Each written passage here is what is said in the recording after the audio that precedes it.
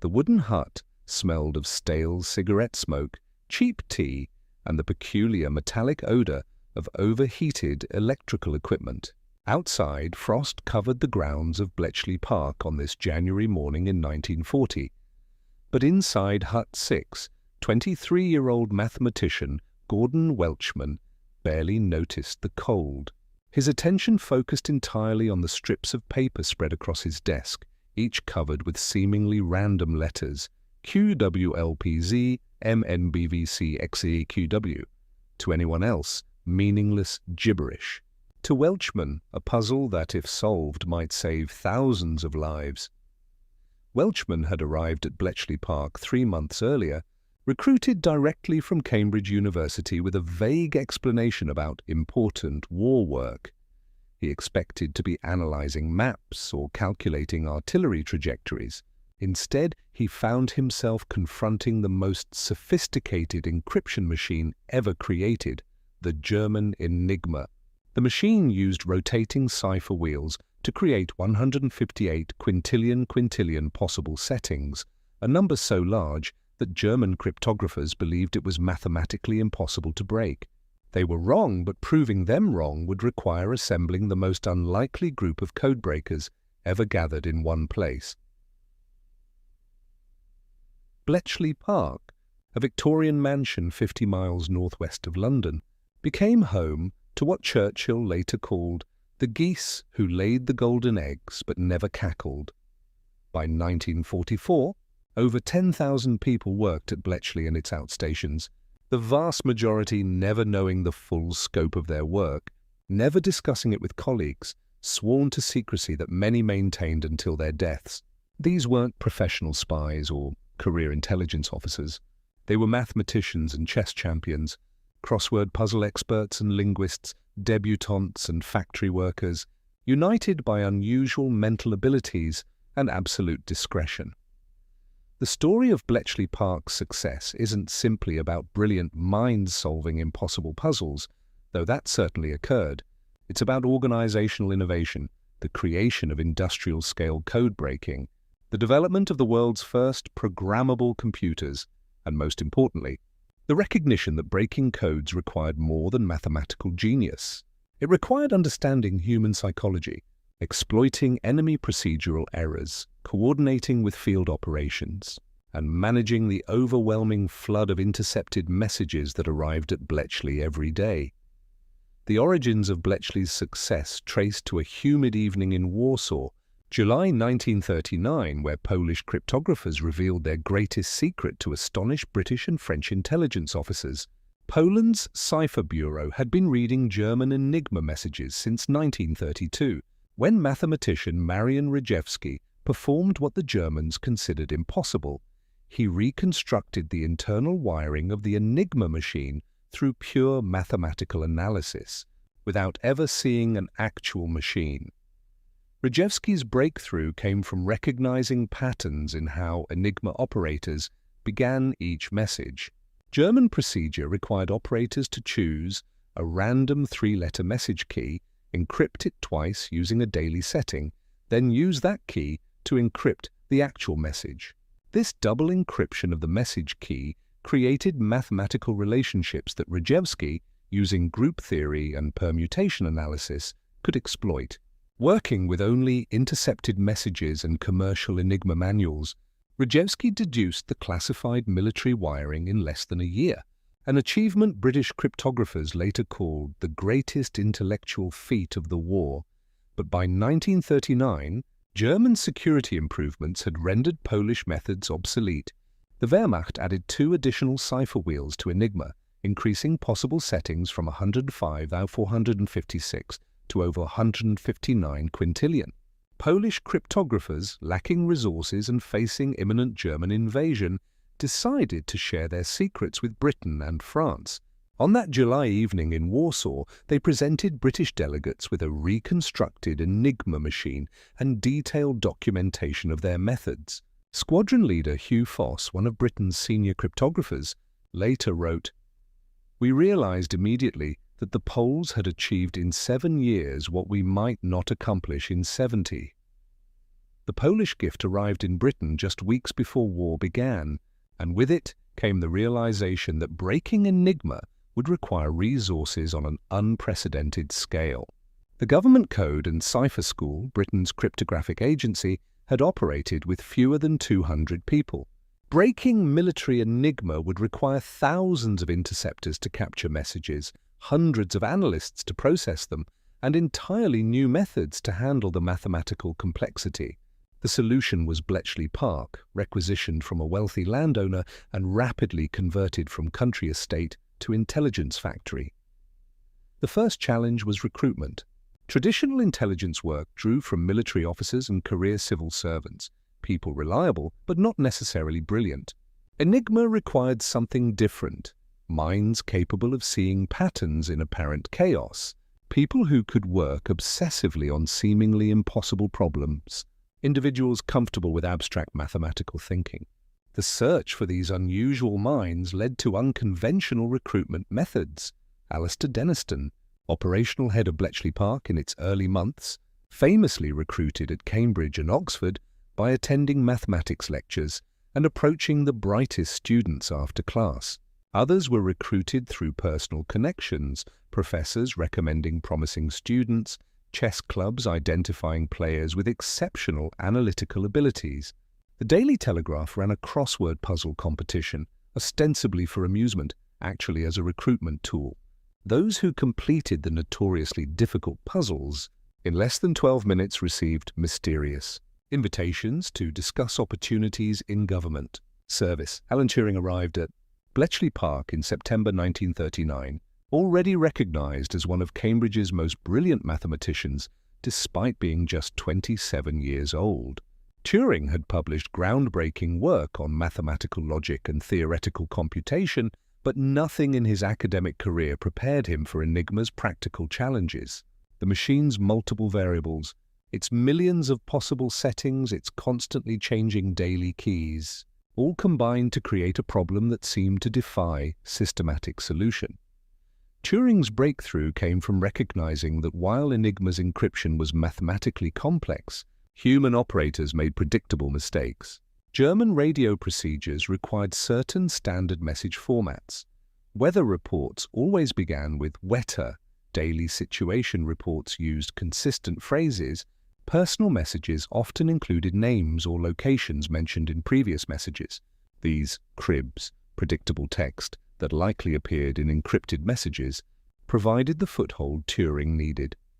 He conceived a machine that could test potential Enigma settings at high speed, eliminating impossible configurations through logical contradiction. If a crib assumed certain letter relationships and those relationships proved mathematically impossible for a given setting, that setting could be eliminated. By testing thousands of settings per minute, Turing's machine, called the bombe in honor of the Polish cryptographer's earlier device, could narrow down Enigma's quintillions of possibilities to a handful of probable settings. But building the bomb required more than mathematical theory.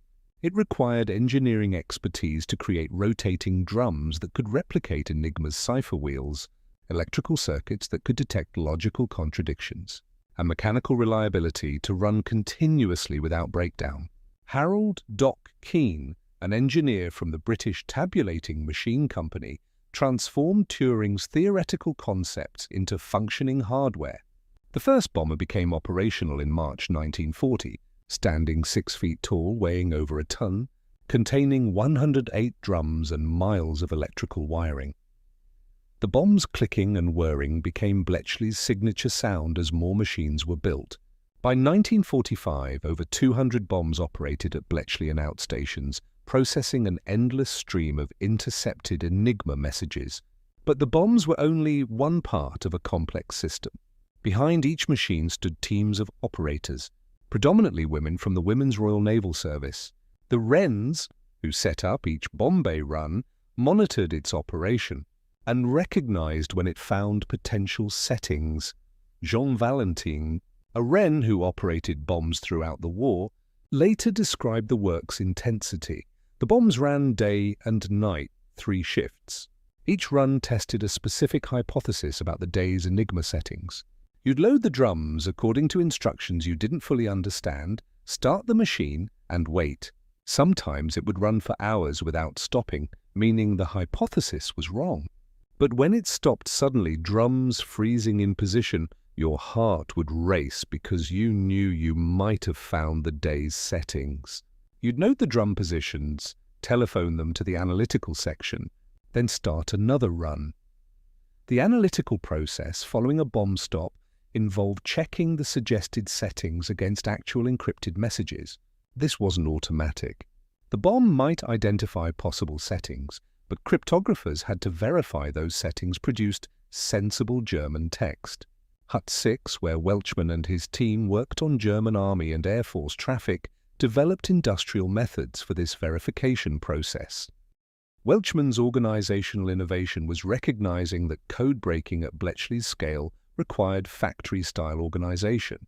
He divided the work into specialized stages: interception of radio messages, registration and cataloging of intercepts, analysis to identify message networks and operator procedures, creation of cribs and hypotheses for bomb runs, processing of bomber outputs, decryption of messages, translation and intelligence analysis, and finally, distribution to military commanders.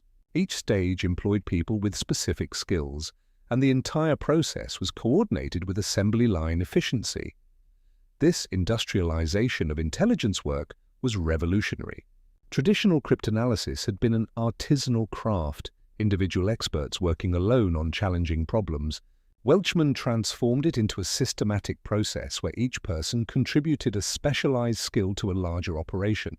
A message might pass through a dozen different hands between interception and final analysis, with no single person seeing the entire process. This compartmentalization was partly for security, but also for efficiency. People could be trained for specific tasks, expertise could be concentrated where it was most valuable, and the system could scale to handle thousands of messages daily. The success of this industrial approach showed most clearly in Bletchley's traffic analysis section, where patterns in German radio communications revealed crucial intelligence even when messages couldn't be decrypted. Traffic analysts noticed which stations communicated with which others, identifying military command structures. They tracked changes in call signs and frequencies, detecting preparations for major operations. They recognized operators by individual fists, the distinctive rhythm with which each Morse code operator transmitted, allowing analysts to track specific units even when they changed call signs. Josh Cooper, head of the air section in Hut 3, refined traffic analysis into an art form.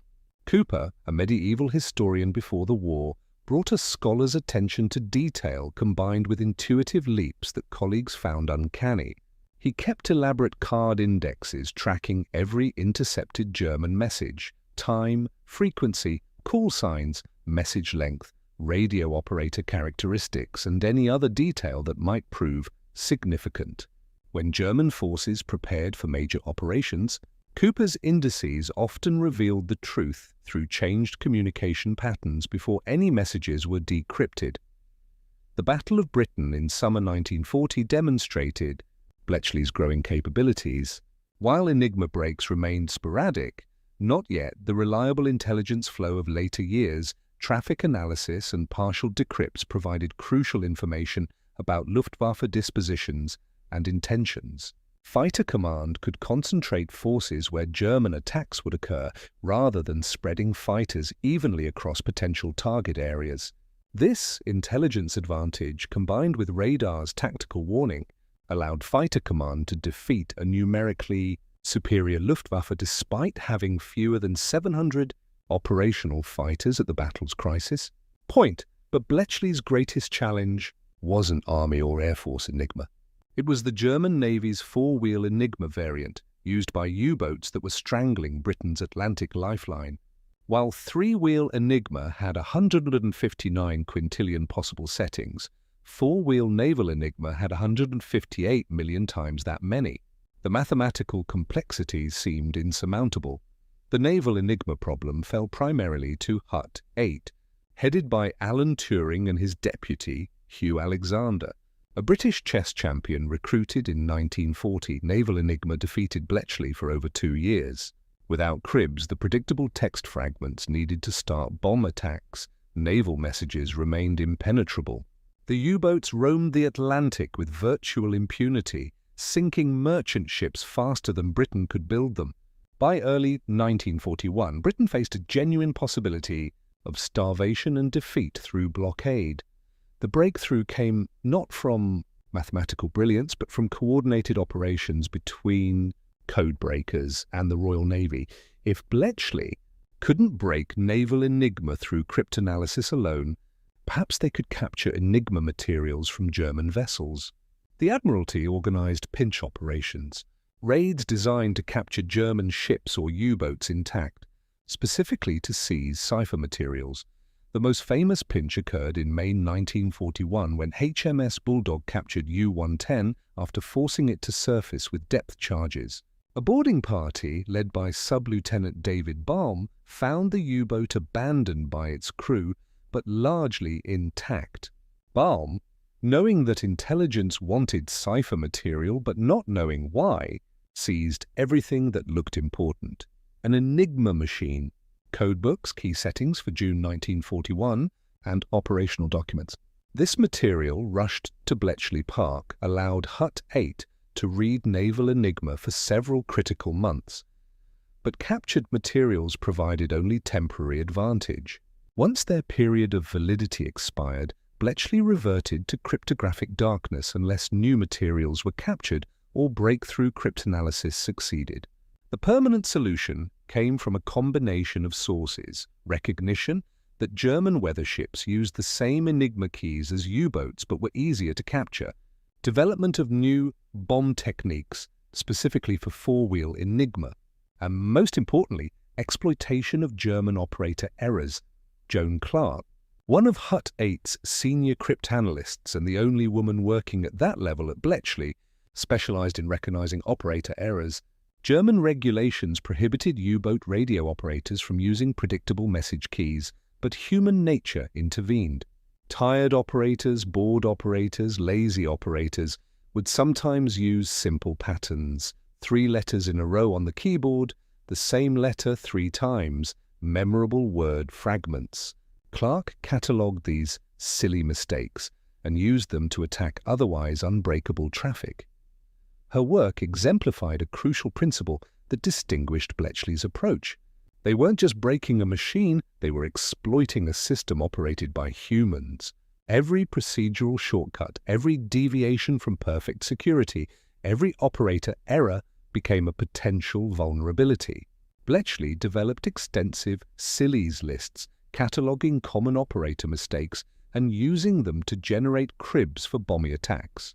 This psychological understanding of enemy operators proved as important as mathematical ability in reading Enigma. By late to 1941, Hut 8 was reading significant portions of U-boat traffic, though often with delays of several days. This intelligence, codenamed Ultra, transformed the Battle of the Atlantic.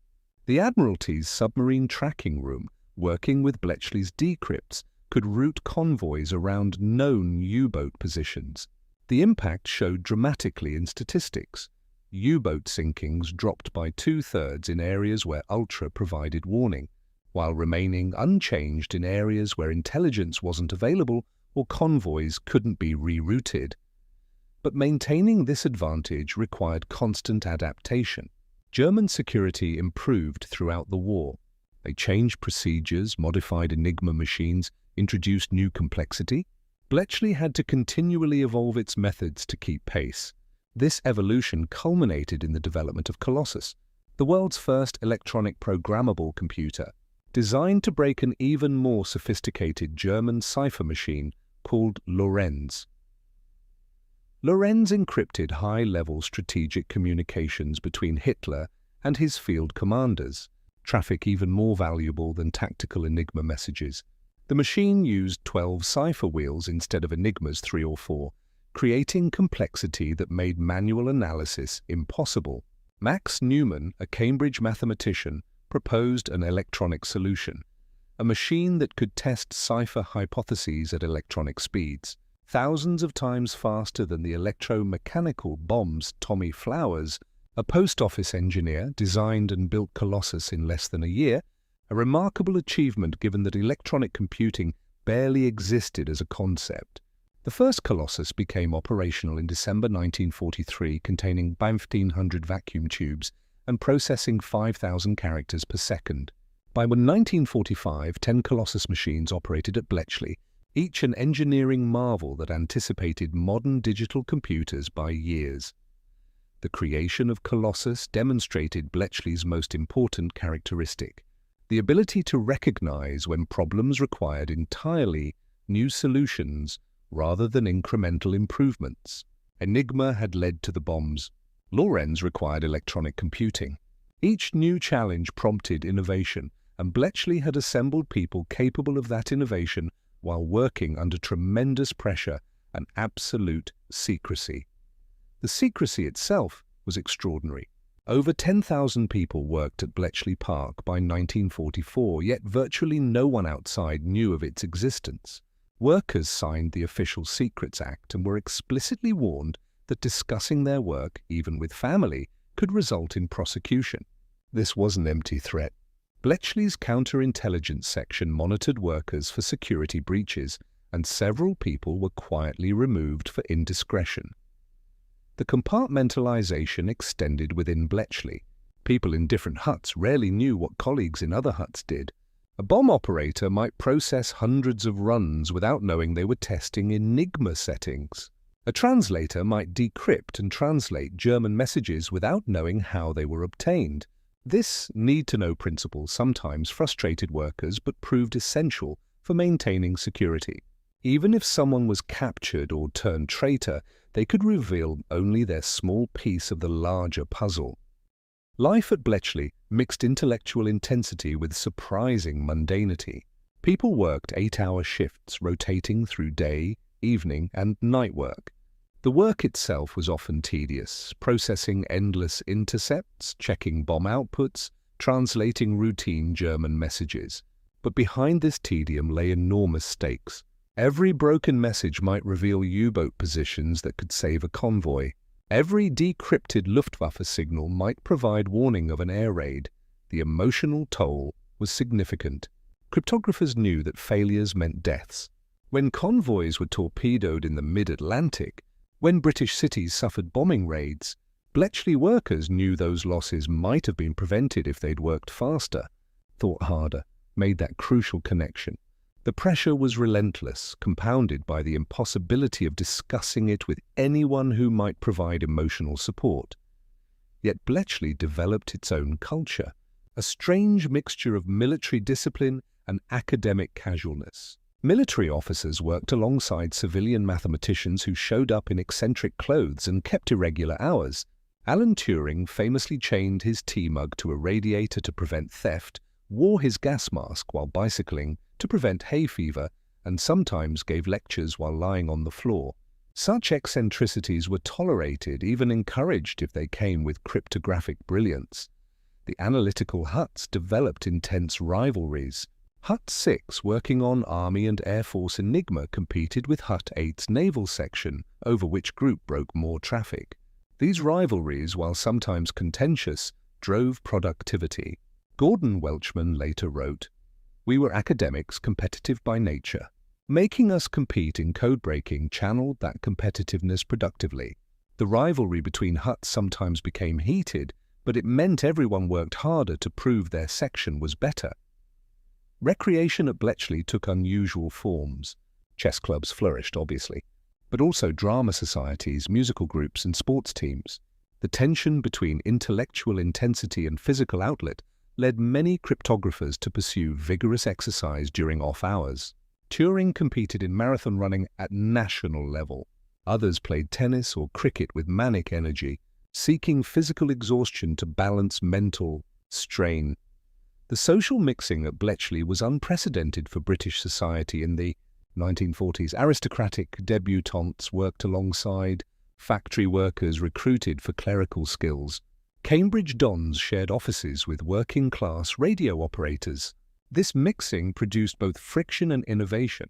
People from different backgrounds brought different perspectives to problems, and Bletchley's leadership generally encouraged this intellectual diversity. Women played crucial but often underappreciated roles at Bletchley. While senior cryptographic positions remained largely male, women dominated many critical functions. The Wrens operated the bombs, work requiring intense concentration and technical understanding. Women staffed the intercept stations that captured German radio messages. They performed the tedious but essential work of registering, cataloguing, and tracking millions of intercepts. Joan Clarke, despite extraordinary ability, was paid less than male colleagues in equivalent positions and faced barriers to advancement that men didn't encounter. Mavis Lever, working in the section that attacked Italian naval codes, made one of the war's most significant intelligence breakthroughs in March 1941 when she decrypted signals revealing the Italian Navy's battle plan before the Battle of Matapan. The resulting British victory, sinking 3 Italian cruisers and 2 destroyers with minimal British losses, showed Ultra's potential. Yet Lever's contribution remained classified for decades, her name unknown to the public that benefited from her work. The intelligence Bletchley produced influenced virtually every major Allied military operation from 1941 onward. D-Day's success owed much to ultra-intelligence that revealed German dispositions and confirmed the Allies' deception operations were working. The intelligence showed German high command believed the invasion would come at Pas-de-Calais, not Normandy, allowing Allied forces to achieve surprise despite assembling the largest amphibious force in history. But using ultra-intelligence required extraordinary care. If the Germans discovered their codes were broken, they would change procedures, potentially ending Bletchley's access. Therefore, intelligence from Bletchley came with stringent restrictions. Cover stories had to explain how information was obtained. Sometimes commanders were forbidden from acting on intelligence if doing so might compromise Ultra's security. In a few tragic cases, cities were left unwarned of impending air raids because warning them would have revealed British foreknowledge. The most controversial case involved Coventry in November 1940. Some accounts claim Churchill knew of the impending raid through Ultra, but allowed it to proceed to protect the source. Recent historical research suggests this is partly myth, that the intelligence about Coventry's targeting arrived too late for effective response, but the story illustrates the ethical dilemmas Ultra created. How many deaths were acceptable to preserve a source that might save more lives long-term? No clear answer existed, and the burden of these decisions weighed heavily on those who made them. The distribution of ultra-intelligence required its own elaborate security apparatus. Special liaison units, small teams of intelligence officers sworn to absolute secrecy, were attached to major military commands. They received ultra-intelligence via encrypted channels and briefed commanders, but only commanders, never staff officers or subordinates. The SLUs controlled all physical copies of ultra-intelligence, never allowing them to be filed with other intelligence, always destroying them after use. This system sometimes frustrated field commanders who couldn't explain to their staffs why they made certain decisions. A general might order an attack at a specific location, but couldn't explain that Ultra revealed enemy weakness there. Staff officers, seeing no obvious reason for the decision, might argue against it, creating tension between commanders who knew the secret and staffs who didn't. Managing this tension required commanders with strong personalities and the confidence to act on intelligence they couldn't fully explain. The scale of Bletchley's operation by 1944 was staggering. Thousands of messages intercepted daily, hundreds of bombs running continuously, dozens of cryptanalytic sections attacking different cipher systems, translation units working in multiple languages, intelligence analysts preparing reports for military commanders, the index card system alone tracking millions of messages for traffic analysis purposes filled entire buildings. This industrial scale required management innovation. Bletchley developed organizational structures that anticipated modern project management. Clear hierarchies, defined workflows, quality control procedures, resource allocation systems. Edward Travis, who succeeded Alastair Denniston as Bletchley's operational head in 1942, brought military efficiency to an operation that had grown organically from academic beginnings. He standardized procedures, improved coordination between sections, and fought bureaucratic battles to secure resources Bletchley needed. The relationship between Bletchley and operational commanders evolved throughout the war. Early in the conflict, some military leaders distrusted signals intelligence, preferring traditional reconnaissance and human sources. But Ultra's accuracy gradually overcame skepticism. By 1944, commanders routinely planned operations around Ultra intelligence, and some operations were specifically designed to exploit intelligence opportunities Ultra revealed. The decryption of German messages about V-weapon development provides a clear example.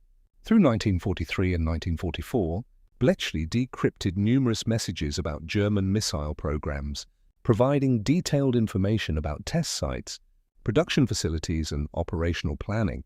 This intelligence allowed RAF Bomber Command to target the V-weapon program specifically, delaying deployment of V-1 flying bombs and V-2 rockets by several months. Each month of delay saved thousands of British civilian lives, a direct and measurable impact from Bletchley's work. The intelligence also worked strategically. German strategic planning assumed their codes were secure. They discussed plans, capabilities, and problems openly in encrypted communications, never imagining the enemy was reading their messages.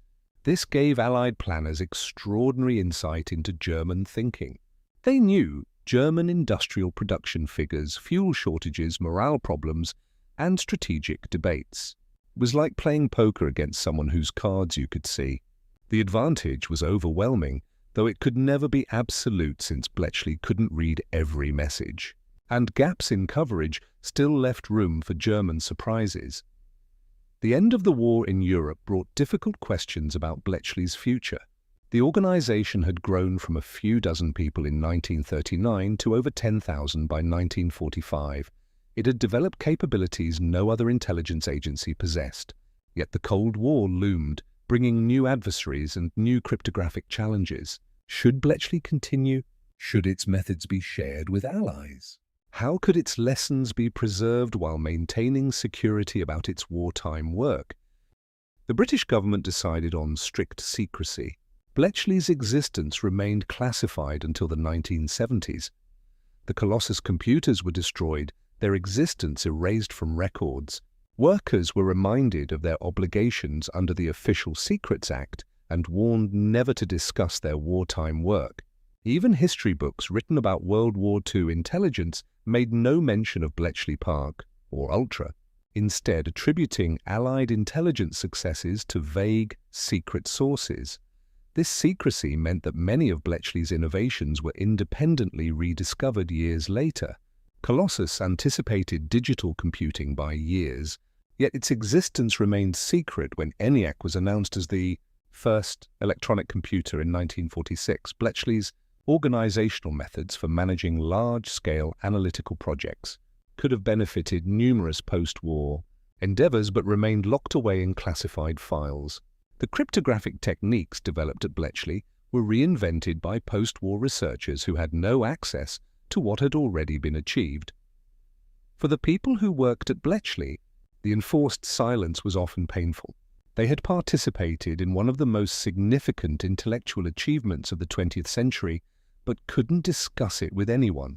Alan Turing's revolutionary contributions to computing and artificial intelligence are now recognized, but during his lifetime, his wartime work remained secret even after his persecution for homosexuality and subsequent suicide in 1954. The people who knew his greatest achievements couldn't defend him publicly because those achievements were classified, Joan Clarke continued, working in intelligence after the war, but never received recognition proportionate to her contributions.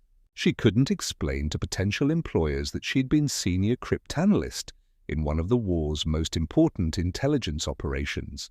Gordon Welchman, who had organized Hut-6's industrial code-breaking methods, emigrated to the United States after the war and worked in early computing. But his Bletchley work remained unknown until declassification decades later. The first public acknowledgement of Bletchley's existence came in 1974 when F.W. Winterbotham published The Ultra Secret. Even then, many details remained classified. Full declassification took decades, with some materials still restricted today. This gradual revelation of Bletchley's story meant that only in recent decades have historians understood the full scope of its contribution to Allied victory. Modern estimates suggest that ultra-intelligence shortened the war in Europe by at least 2 years, possibly more. This translates to millions of lives saved, both military and civilian. The strategic impact extended beyond military operations to economic warfare, diplomatic intelligence, and post-war planning. Ultra-intelligence informed Allied understanding of German industrial capacity, helping target bombing campaigns. It revealed German diplomatic communications with neutral countries, exposing covert relationships. It provided insight into internal German politics and military command conflicts, knowledge that helped Allied planners exploit German weaknesses. The technical innovations at Bletchley laid groundwork for the modern computing age. The bombs, though electromechanical rather than electronic, pioneered the concept of using machines to solve complex logical problems. Colossus introduced electronic computing for data processing. Turing's theoretical work on machine intelligence, partly developed during his Bletchley years, became the foundation for modern artificial intelligence research. The organizational methods for managing large-scale analytical projects influenced post-war operations research and systems analysis. Perhaps most significantly, Bletchley demonstrated that cryptographic security depends on more than mathematical strength. The Enigma machine was mathematically sophisticated, yet it was broken through exploitation of operator errors, procedural mistakes, and captured materials. This lesson that security requires not just good technology but good procedures, proper training, and operational discipline remains fundamental to modern cryptography and information security. The human story of Bletchley Park resonates because it shows extraordinary achievement resulting from diverse talents working toward a common goal. Mathematicians and linguists, engineers and clerical workers, military officers and academic eccentrics all contributed essential skills. No single genius broke Enigma. It required an organized effort coordinating thousands of people, each applying their particular abilities to specific problems. The recruitment methods that brought these people together demonstrated insight into what characteristics matter for difficult analytical work. Bletchley didn't primarily recruit people with impressive credentials or traditional qualifications. They recruited people who could think differently, who enjoyed intellectual challenges, who possessed obsessive attention to detail, who could maintain focus on tedious work because they understood its importance. The crossword puzzle recruitment method, which seems almost silly, actually identified people with specific mental abilities relevant to code breaking, pattern recognition, lateral thinking, persistence, and comfort with abstract problem solving. The culture that developed at Bletchley, mixing intellectual rigor with eccentricity, competitive drive with collaboration, military discipline with academic freedom, created an environment where innovation flourished despite tremendous pressure.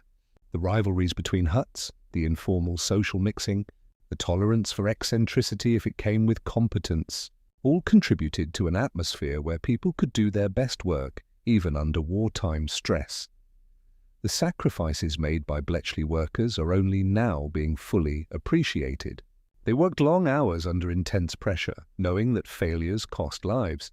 They maintained absolute secrecy for decades, unable to discuss the most significant achievements of their lives. Many suffered post-war from what would now be recognized as stress-related conditions, but couldn't seek help without revealing classified information. Some, like Turing, faced personal persecution while unable to reveal the service they'd rendered to their country. The story of Bletchley Park's Codebreakers reminds us that victory in total war requires more than military force. It requires intelligence to guide that force, organization to coordinate effort, innovation to solve unprecedented problems, and, most importantly, people willing to contribute their talents to something larger than themselves. The mathematicians who could have pursued comfortable academic careers chose to work in wooden huts, solving endless puzzles.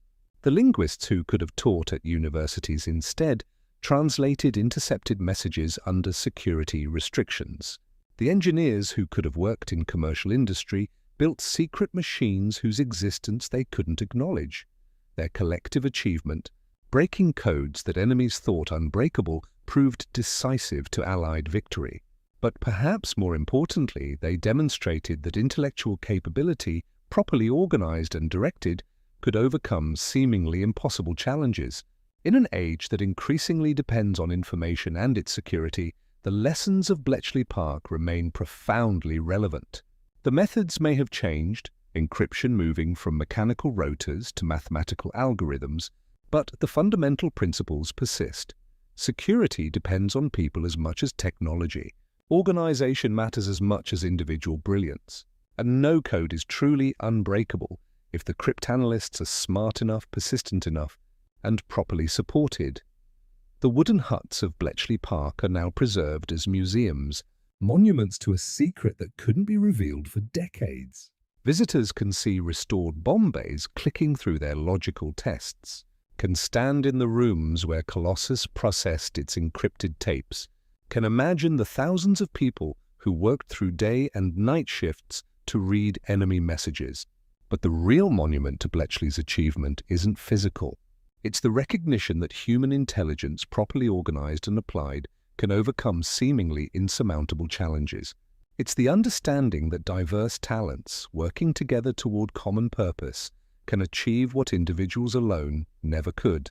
And it's the memory of those who served in secret, asking no recognition, content with the knowledge that their work mattered, even if they could never explain how much it mattered or why.